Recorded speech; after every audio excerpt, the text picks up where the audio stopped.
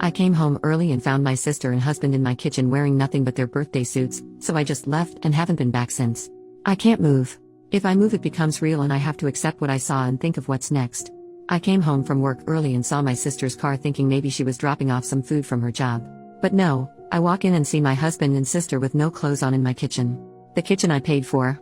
As soon as I registered what I saw, I got into my car and left. I kept driving, just driving until I found the hotel I'm at now. I don't want to believe it. I don't know what to do. My sister, my only family, and my best friend, the one who's supposed to be there for me and support me.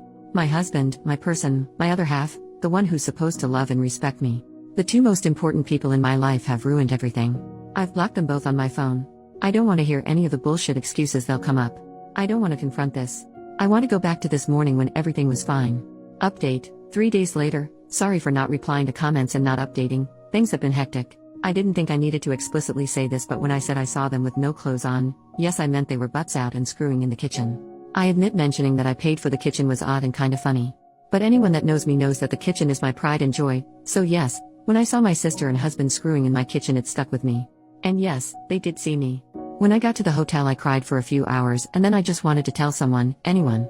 The two people I would talk to when something happened in my life were the two I needed to talk about, and it was 11-something in the evening, so I wasn't going to disrupt my friends' evenings and burden them.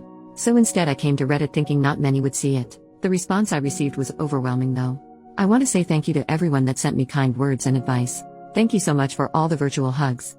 I know I hardly commented, it's because I had so much to think about and do. I appreciate all the love and support. There was so much amazing advice given in the comments, although a lot of it was American-based. I still appreciate it. But one thing I did see a lot was to unblock them and keep the texts and calls as evidence, so I did do that. After posting in another good cry, I knew that I had to get my crap together. I didn't have my sister or any family to help, so I had to do it myself. I started researching what my next steps were. In the morning, my friend called me saying my sister contacted her wondering if I had been in contact with her. I told her what happened and she very kindly offered her spare room and her day off work to help me sort stuff out. I called in sick at my job and my friend helped get things done. I got in contact with my friend who works at a bank and she helped me start sorting my financials. My friend also found me a lawyer to consult with. After my phone consultation with the lawyer, I was so overwhelmed. I now know why so many women don't divorce their cheating husbands. It's such a lengthy, expensive, and emotionally draining process. I, fortunately, make a stable income and can support myself, and we, fortunately, don't have kids. I have to remember that things aren't going to happen in one day. It will all take time. As for the house, unfortunately, his parents did buy it for us, and to be honest, after what I saw, I don't want it anyway. I will try to get reimbursed for my beloved kitchen, otherwise, it can burn for all I care. This has been super draining, but I knew I had to talk to them. I already knew there was no coming back for my husband, and when I checked his messages, they were exactly what I thought they would say. I'm sorry. It's not what it looks like. We didn't mean for it to happen. Please come home. I love you. Blah blah blah. Just absolute bull crap. A small part of me thought maybe I could find it in me to forgive my sister, as we only have each other. But after I opened her messages, all hope was lost. She used the same excuses we heard our father use when he cheated on our mother and beat us. She said the same things our mother would say when she would excuse our dad's behavior and also beat us. I spoke to her this morning and asked her to tell me straight up who, what, where, when, and why. She told me back in July when I went on a girls' trip she was at our house and joked to my husband that I would cheat on him on the girls' trip because that's what always happens. He said nah, and they joked about it, but she said he could get even with me, and they ended up doing it once. One time lead to 2 to 3, then to whenever they could do it. There was never any evidence or signs or anything that I was going to or even thinking of cheating. I told her we were done and there is nothing she could do to bring us back together. I later received a call from an unknown number. It was my mother, who I haven't spoken to in 7 years. Turns out my sister has been in contact with her and told her what had happened, and my piece of crap mother, the same woman who beat me for breathing wrong, had the audacity to say this is what I get for taking her daughters away from her. It hurts so much. I know things are going to get messier and this is going to be a long few years. I've now lost all my blood relations. I need to get all my crap and find a new place. I want to show them that I can and I will thrive without them. Again, thank you all from the bottom of my heart for all the love and advice. All the people in the comments that could relate to me, I'm so sorry.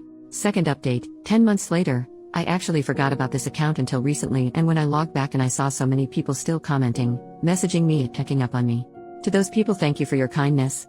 Since so many still ask for an update and I've already shared such a big part of my life, I may as well give a small update. Back in October, my life was in chaos, but I was determined to soldier through it and show them that I can make it without them and succeed. I had to meet with my ex to talk about the house, and he kinda gave up and we decided to sell the house. I was reimbursed for my beloved kitchen. At first, my sister would show up at my job and my friend's house, but once I told her that I would get the police involved, she stopped. I haven't seen her since February. I did hear from my pathetic excuse of a mother again, but that was also shut down, and I have not heard from her since the end of last year. I'm from New Zealand, so my ex and I have to be living separately for 2 years before we can divorce. Although I want nothing to do with him, I'm not too fussed. 1 year is almost done. I started therapy, which has been healing. I actually wish I had gone earlier. I have moved into my apartment, and I was promoted at work. I have also gone on 2 girl trips and had some extra fun these times as I was a single woman. And I've also just started seeing someone. He has been very kind. Thank you all again for your kindness. Hope this is the update you were waiting for. New update, 1.5 years later, I'm officially divorced. Hello, it's been a while. I still get messages and notifications asking for an update, so this will be my last one most likely. I am officially divorced. It took a while, but I got there, and my ex-husband had 2 years to accept it and not fight it. I've got my own house, a nice kitchen, a cute mature man on my arm, friends who treat me like a sister should, and a job that respects me. I'm happy and couldn't care less where my biological family are and what they are doing. I am enjoying the wonderful summer we are having in New Zealand and living my life. Thank you all for the support. All the best. Here's a picture of the beach I'm at while typing this.